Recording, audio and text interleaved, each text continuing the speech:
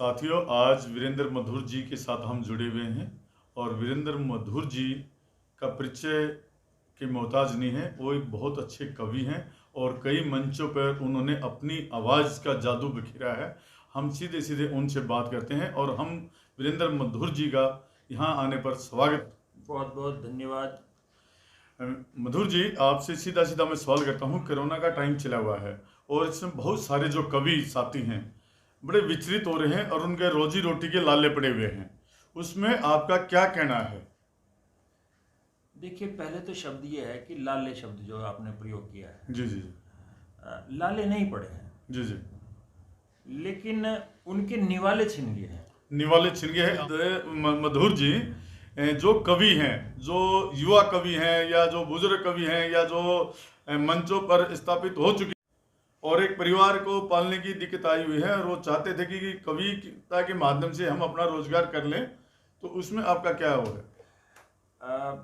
बलराम शर्मा जी, आप एक बहुत अच्छे वक्ता भी हैं और बहुत अच्छे पत्रकार भी हैं और लगभग ज़्यादा नहीं तो 25 वर्षों से मेरा आपका परिचय रहा है जी और मैं हमेशा आपको एक बहुत प्रिय और अनुज के हैसियत से जी आपका सम्मान रखता हूँ अपनी नज़रों नहीं में। मैं आपको अपने बड़े भाई की तरह मानता हूँ, इसमें कोई शक नहीं। बहुत और हम एक दूसरे से पिछले 25 सालों से जुड़े हुए हैं और हमने मिलकर कई कवि सम्मेलन भी किए हैं और आपने उसमें पूरा सहयोग भी किया है, इसमें कोई शक नहीं। बहुत अच्छे अव्वल दर्जे के कवि सम्मेलन लोगों ने दिए हैं। जी जी तो मेरा आपके प्रश्न के प्रति ये रुझान है कि समाज में जो ये पूरी सृष्टि चपेटे में है। जी जी और चपेटे वर्ड में इसलिए कह रहा हूँ कि चपेटे वर्ड कोई होता नहीं है वैसे। जी जी लेकिन चपेट का मतलब ये है कि लपेट लेना, किसी को घेराव में कर लेना। जी जी और जब समाज का एक साहित्यकार, एक कलाकार, एक चित्रकार, एक पत्रकार,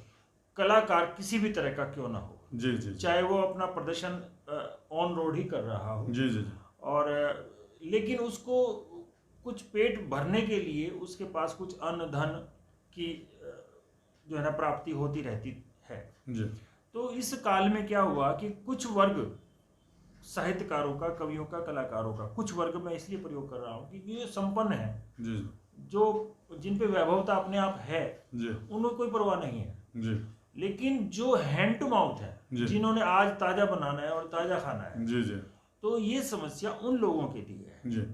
तो हमें प्रयास ये करने चाहिए अपने इन जितने भी हमारे चैनल हैं, जो भी हमारे कार्यक्रम दिखाते हैं या दिखा रहे हैं समाज को। ये देखिए, पहले कहते थे कि आईना दिखाना, तो अब ये समय आ गया है आईना दिखाने वाला। तो आईना किसको दिखाएंगे? हम उनको दिखाएंगे कि जो उनको लाभ पहुंचा सकते हैं। वो लाभ पहुंचाने वाले हैं कौन?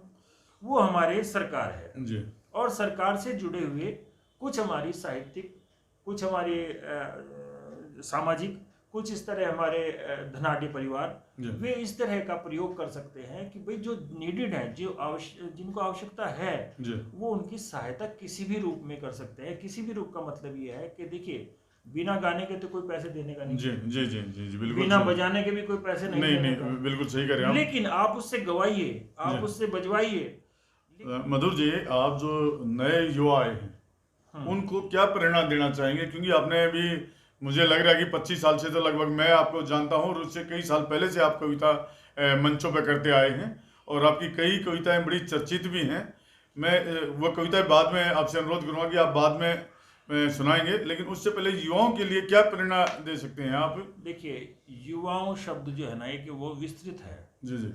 माननीय प्रधानमंत्री भी हमारे कहते हैं कि हमारे राष्ट्र में जी जी सर्वाधिक युवा, जी जी, हमारे राष्ट्र में, जी जी, भारत के अंदर सर्वाधिक युवा निवास करते हैं। जी जी।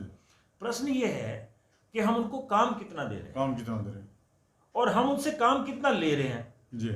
लेकिन जो देखिए, एक लापरवाही अभी अभी ताजी हुई है। आप पत्रकार हैं, बहुत सुलझे हुए पत्रकार मैं आपको मानता हूँ, धांसू किस्म का जो पत्रकार होता है मैं उनको मानता हूँ, बलराम जी आपको। तो अभी अभी एक ताजा घटना हुई कि 21 वर्ष से एक अनुभवी आदमी वायुयान उड़ा रहा, और उसके चलते वो एक लापरवाही होगी, और लापरवाही होने से हमें उसका नुकसान उठाना पड़ा। तो बड़े बड़ों से गलतियां होती हैं, ऐसी बात नहीं है। जी लेकिन मेरा कहना एक मतलब ये है कि यदि हमारे राष्ट्र में युवाओं को के प्रति सरकार थोड़ा सा ध्यान दे, थोड़ा सा ध्यान मतलब ये है कि उनको किसी भी रूप में उनको मानदेय मिले, उनको दिहाड़ी मिले, उनको मजदूरी मिले, उनको काम मिले, उनको रहने के लिए, पहनने के लिए कपड़ा मिले, तो ये चीजें हमें आवश्यक हैं। और मैं जो साहित्य तक का जहाँ पर मंच है, साहित्य का जहाँ पर दृष्टिकोण है आपका, तो युवाओं से मेरी एक प्रार्थना है कि हम पहले किताबों तक जाएं। हमने पुस्तकें छोड़ दी, हमने पुस्तकों को पढ़ना छोड़ दिया। मानता हूं कि गूगल का जमाना है और गूगल के साथ साथ व्हाट्सएप पे, फेसबुक पे लोग बाग आए हुए हैं, बहुत सा मसाला उस पर पड़ा हुआ है। लेकिन मजरूह सुल्तानपुरी साहब ये कहा करते थे कि जब तक हम किताबों में नहीं जाएंगे तो हम उम्दा किस्म के रचनाकार नहीं बन सकते। बहुत बढ़िया, बहुत आपने इसमें कोई शक नहीं। मेरी प्रार्थना ये है सभी युवाओं से इस मंच से कि आप किताबों तक जाएं और हम जैसे लोग जितना भी हमसे आता है, जैसा भी आता है, हम उनको सिखाने के लिए बैठे हैं, उन्हें बताने के लिए बैठे हैं, और ज्यादा नहीं तो हम उनकी उंगली तो पकड़ ही सकते हैं। बाकी आगे चलना उनका काम है। अच्छा मधुर जी, आपकी बड़ी दो कविताएं मुझे आज भी याद हैं। एक कविता थी आपका गांव की ओर चले, मैं पूरी तरह उसकी लाइन मुझे याद नहीं है, लेकिन वो कविता मैं आपसे कई दफे सुन भी चुका हूँ। मेरे गांव मुझे लौटा दो, कुछ इस तरह की लाइनें थी। मैं चाहूंगा कि वो आप अपनी, मैं मानता हूं कि पत्रकार अपनी मनमानी जरूर करते हैं। जी और मेरा अधिकार भी है आपके साथ। और वो पत्रकार नहीं है जिसने अपनी मनमानी वक्ता से ना करवाई। हमारी सरहदों पर तो जवानों की कतारें हैं, हमारी आज देश के हालात ये हैं। जी और देश उनके प्रति कैसे है, इन 4 पंक्तियों में मैंने कहने की कोशिश की है। जी हमारी सरहदों पर तो जवानों की कतारें हैं, मगर शहरों की सड़कों पर चले क्यों रोज आ रहे हैं,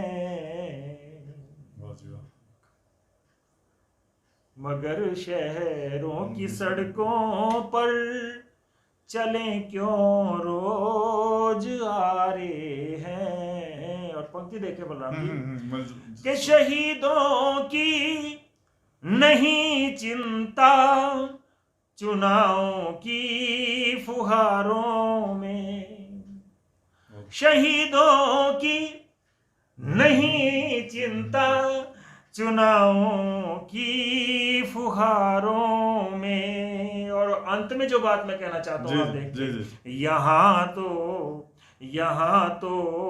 राजनीति